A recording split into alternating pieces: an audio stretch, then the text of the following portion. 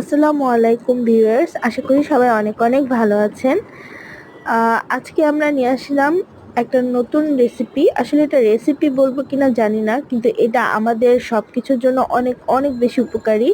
এটা হচ্ছে আদা। আদা একদম দেশি আদা।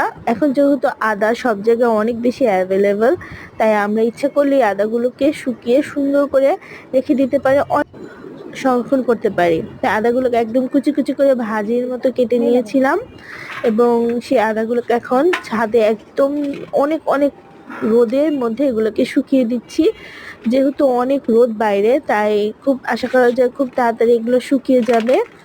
আর এগুলো শুকিয়ে গেলেই হচ্ছে আমরা এগুলোকে মিক্সিং ব্লেন্ডারে ব্লেন্ড করব, এবং ব্লেন্ড করলে খুব সুন্দর আদা গুঁড়া হবে।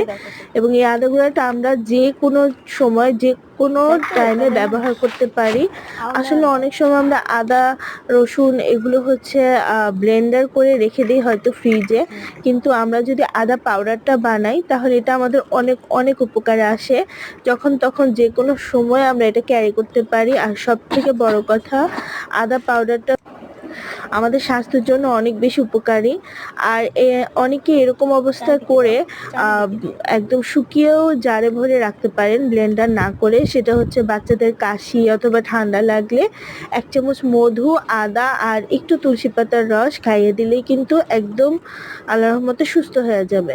তাছাড়াও আমরা এই আদার গুঁড়াটা যদি আমরা আদার পেস্টটা আদার গুঁড়াটা করে রাখি, তাহলে এটা আমরা প্রতিদিন সকালে যদি 1 চামচ খেতে পারি, তাহলে কিন্তু অনেক অনেক উপকার হয় আমাদের ডাইজেস্টারে। প্লাস হচ্ছে আমাদের জন্য অনেক, শরীরের জন্য অনেক ভালো। তো এটা আমি দেখিয়ে দিলাম। সূর্যটা অনেক অনেক বেশি উত্তপ্ত হয়ে আছে একদম মাথার উপরে। আর এই সময় আমরা আদাটাকে দিয়ে দিচ্ছি। আশা করা যায় এটা 2 থেকে 3 ঘন্টার মধ্যে শুকিয়ে যাবে।